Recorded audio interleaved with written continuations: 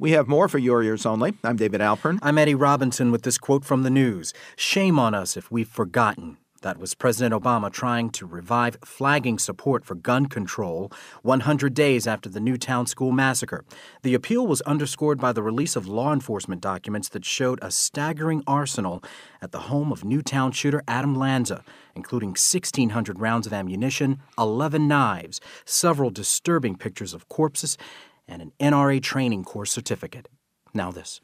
We produce 1 million claims decision each year going out the door and have for the last 3 years.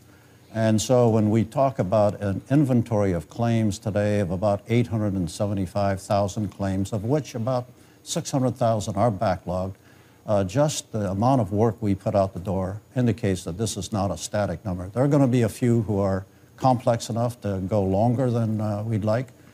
But there is a lot of work being done. According to various reports last week, the situation at the Veterans Administration is even more depressing and outrageous than Secretary of Veterans Affairs Eric Shinseki, a former general, could easily admit on CNN, including an average wait of 279 days for the resolution of most claims, 318 for first-timers. Shinseki promises to have that waiting time down to 125 days with 98% accuracy by 2015. So at least until then, families, and especially spouses, will bear the primary burden of caring for their vets. To talk about how that burden is best handled for the vet and caregiver, for Your Ears Only, we're joined by Dr. Robert Rose, former Air Force psychiatric social worker and veteran educator from kindergarten to university. His books include Caregiving, The Secrets Are. His website is ImaginativeCurriculum.com, and his radio show is Rewiring Your Brain at blogtalkradio.com/ICDR Rose. Dr. Rose, welcome to our show. Thank you, sir. What is the hardest part of caregiving by a spouse for a vet, particularly one with health or disability problems? Well, I think the hardest thing is understanding what the person's going through. I know that in my case with my wife, she had been diagnosed with Alzheimer's, which fortunately I didn't believe and fought it. But the hardest thing for me was accepting the change in her as her memory, kept getting worse. And I would, as she was drinking, and I blamed it on drinking. And I think what happens is that you have your own particular biases. You have your own prejudice against, you're looking to try to figure out why this person is behaving the way he or she is, but you don't know what to do about it. And I mean, I'm a psychologist, and it took me a couple of years to be able to deal with it. And when I changed my attitude, when I started looking at her and I started talking to her and I started being more gentle to her, I started kissing her more, telling her I loved her more. And when that started to change, now she had made a 180-degree change. She does everything she ever did before in the house. She's good with our kids, and we have a wonderful, loving relationship again. But it took me to really examine myself. And so the spouse needs to and the parent needs to understand how they're feeling toward the vet. Well, what are the particular problems for a wife whose vet husband has problems, recognizing that she's been a competent and confident head of household in his absence? Well, I think that her problems, again, go back to what I said. You have to be able to be honest with yourself. And you have to take care of yourself. That was one of the good things that I did. I exercised, I ate right, I slept good, and she needs to be able to take care of herself. She needs to be able to continue doing some of the social things that hopefully that she's been doing while he's gone, and not let him, control her life. That she has an obligation to him, but she has an obligation to herself. And I think that's one of the most difficult things for the caregiver. They give up themselves in the process of trying to help the other person. And when you give up yourself, you become resentful. You're going to do things that are going to hurt both yourself and the other person. So you have to be strong and stand up for yourself and help yourself.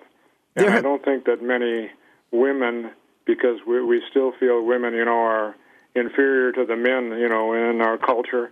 We say we give equal rights, but it's not true.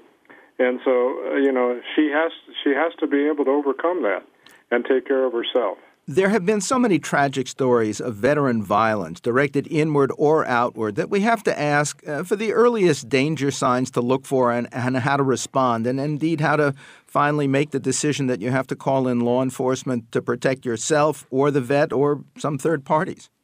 Well, like I said, in the beginning there with my wife and I, and she got to the point where she was hitting me with bottles, throwing things at me, almost put my eye out with when she hit me with something. And at that time, after that, I told her, I said, the next time that you raise your hand to me, and I put my fist up, I said, I'm going to knock you through the damn wall. And so what I'm saying here is you have to set limits. They can't just do anything that they want. And the beginning is verbal abuse. If they're being verbally abusive to you, you need to start putting the reins on that. You need to be able to talk to them and say, I love you, but we need to be able to have a civil conversation. I want to know what's going on with you. I want to be able to help you, but I can't help you if you're constantly putting me down or making me feel bad about myself. So that's the first step, because if you don't do that, then it's going to escalate. And I think that they have to remember that these guys, they've been trained to be killers. I mean, there's no other way to say it.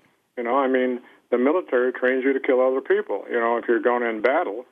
And what the guys say is, you don't get that out of your mind. It's always there.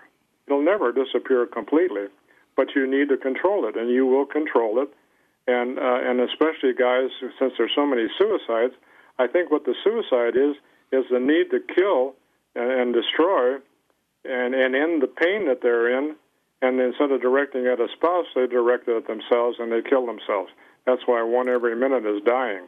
And it's a terrible waste of humanity and a terrible thing we've done to our veterans. Dr. Robert Rose is a former Air Force psychiatric social worker and veteran educator from kindergarten to university. His books include Caregiving, The Secrets Are. His website is ImaginativeCurriculum.com, and his radio show is Rewiring Your Brain at blogtalkradio.com/ICDR-Rose. Quote from the news, "If she were my client, I would not advise her to return for this case." That was Giorgio Spanger, head of the law school at Rome Sapienza University, on the Italian Supreme Court overturning an appeal court's 2011 acquittal of American exchange student Amanda Knox in the murder of British student Meredith Kercher in Perugia 2 years earlier. Next, robosurgery warning for your ears only.